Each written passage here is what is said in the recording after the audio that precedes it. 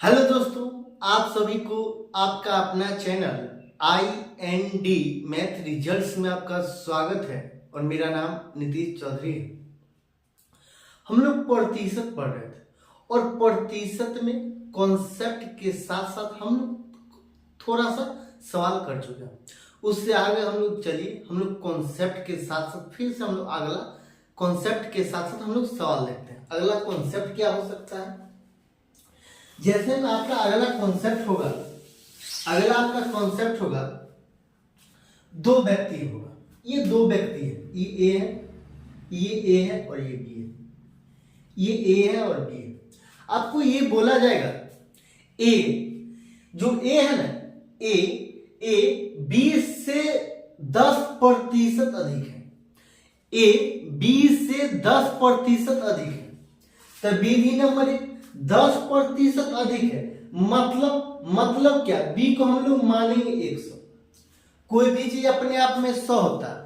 बोला जाएगा सवाल बी, ए बी से 10% अधिक है, मतलब हम लोग मानेंगे बी को 100 और ए 10% अधिक है। किससे? तो बी से।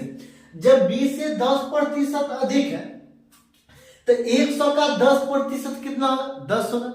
100 का 20% 20 होगा। 100 का 30% 30 होगा।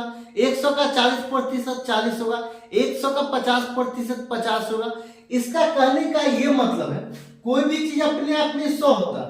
जब 100 होता है तो 100 का 10% 10 होगा। मतलब कहता है बी से 10% अधिक है। ए बी से 10% अधिक है, मतलब ये 100 है, तो ये 110 हो जाएगा। 110 हो जाएगा। 110 हो जाएगा। तो सवाल यहां से खत्म हो गया। सवाल यहां से आपको क्या बन सकता है? बोला जाएगा आपको ये बोला जाएगा, ये जो बी है, बी ए से कितना, ये जीरो और ये जीरो कैंसिल हो जाएगा। ये 11:10 हो गया। ये 11:10 हो गया। सवाल नंबर 1, सवाल आपको बोला जाएगा जो बी है ए से कितना प्रतिशत कम है। सवाल नंबर 1 बोला जाएगा बी ए का कितना प्रतिशत है। सवाल नंबर 2। सवाल नंबर 3 क्या बोला जाएगा? बोला जाएगा बी ए का कितना प्रतिशत है। ए का कितना प्रतिशत है। बी जो है ये बी ए का कितना प्रतिशत है और ये बी का कितना प्रतिशत है। जो ए है, ए बी का कितना प्रतिशत है, कितना प्रतिशत अधिक है, कितना प्रतिशत कम है, का कितना प्रतिशत है। इस टाइप का यहां से सवाल बनता है। तो आपको ये बोला जाएगा जो ये बी है ना, बी ए से कितना प्रतिशत कम है। ए से कितना प्रतिशत कम है, तो हम लोग तो कितना प्रतिशत कम है, तो सबसे पहले देखेंगे कितना कम है, तो ये 1 कम है। कितना कम है? 1, तो ये 1 कम है। और कितना में से? प्रतिशत। आप एक नोट बनाकर लिख लीजिएगा, नोट NOTE, नोट बनाकर लिख लीजिएगा। जिसकी अंत में का लगा हो, से लगा हो, वो बेस होगा और वो मतलब नीचे होगा, नीचे। तो कितना प्रतिशत कम है, तो 1 कम है। कितना में से? तो 11 में से। 11 में से लगा हो तो नीचे होगा और ये फ्रैक्शन में होगा। जब फ्रैक्शन को प्रतिशत में बदलना होता है तो हम लोग क्या करते हैं? फ्रैक्शन को प्रतिशत में बदलने के लिए हम लोग 100 से गुना करते हैं, तो 1 गुना 100। तो ये क्या हो जाएगा? 11 नामा 99, 1 सही 1, 9 सही 1/11% हो जाएगा। सवाल नंबर 1 तो हो गया। आपको सवाल नंबर दूसरा क्या बोलेगा? बोलेगा बी ए का कितना प्रतिशत है।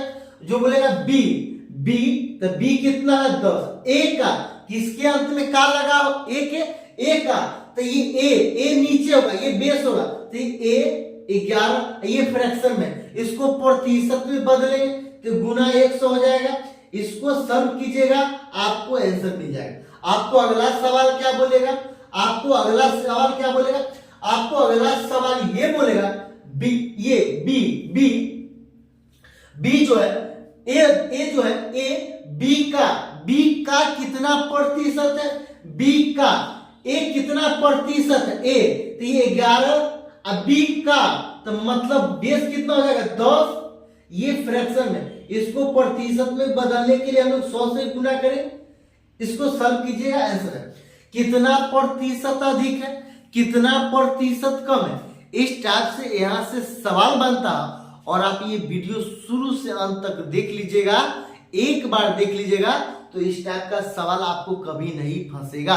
सवाल आपको क्या बन सकता है, सवाल आपको बनता है और ये एसएससी का पूछा गया सवाल है, आपको बोला जाएगा a प्लस बी का 15% बराबर है a माइनस बी का 25% के, 25% के, तो ये तो b का कितना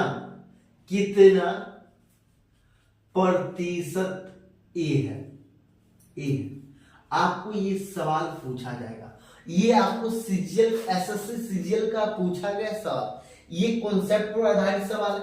आपको थोड़ा सा यहाँ पे नर्वस होना पड़ेगा, थोड़ा सा नर्वस होना पड़ेगा। ये सवाल ए प्लस बी और ए माइनस बी के फॉर्म में दे दिया, तो ये सवाल बहुत आसान है।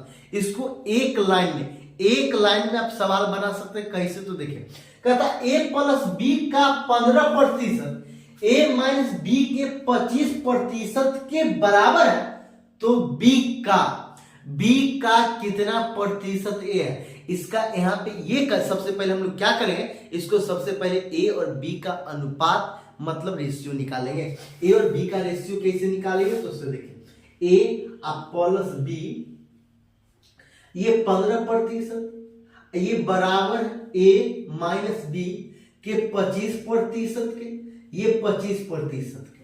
अब ये बराबर है 25%, तो यहां से ये प्रतिशत और ये प्रतिशत आपस में कैंसिल हो जाएगा, ये प्रतिशत कैंसिल हो गया। अब 5 से काटेंगे तो 3 बार में, 5 से काटेंगे तो 3 बार, और 5 से काटेंगे तो कितना बार में, 5 बार में। तो यहां क्या करेंगे, 3a जोड़ 3b, ये 3 बराबर 5a माइनस 5b। अब क्या करें, ए वाला को एक साथ कर लीजिए और बी वाला को एक साथ कर लीजिए, ए वाला को एक साथ कर लीजिए और बी वाला को एक साथ कर लीजिए, तो ए वाला बराबर के उस पार जाएगा, तो ये 5a, ये माइनस, ये बराबर के जब उस पार जाएगा तो ये माइनस में हो जाएगा, ये बराबर के उस पार जाएगा तो माइनस में हो जाएगा, तो 2a हो जाएगा, 2a, ये 2a, ये बराबर होगा, ये b है माइनस में, 5b है माइनस में, जब बराबर के इस पार आएगा तो प्लस में हो जाएगा, तो कितना हो जाएगा, 8b हो जाएगा, ये 8b, तो ये a बट्टा b बराबर ये 8/2, मतलब ये 4/1, मतलब 4, ये बट्टा 1 हो गया।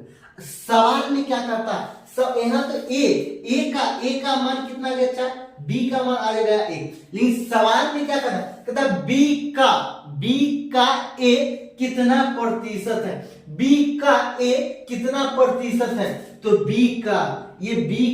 कितना है, b का मतलब b जिसके अंत में का लगा हो वो बेस होगा, यानी कि नीचे होगा, तो 1, ये 1 है, ये b का मान 1 है, b का a कितना है, ये 4 है, ये फ्रैक्शन में है, हमको फ्रैक्शन में मान नहीं पूछ रहा, हमको प्रतिशत में मान पूछ रहा, और ये फ्रैक्शन को प्रतिशत में बदलने के लिए हम लोग 100 से गुना करेंगे। ये हम लोग सीख चुके हैं, और कहां सीख चुके हैं, अगर आपको समझ में नहीं आएगा तो सबसे पहले आप जाइएगा प्रतिशत का पहला क्लास देखिएगा, फिर दूसरा क्लास देखिएगा, फिर तीसरा क्लास देखिएगा, और ऐसे कर करके जब आप ये इस क्लास पे आइएगा तो आपको समझ में 100% नहीं आएगा, आपको 120% समझ में आएगा ही।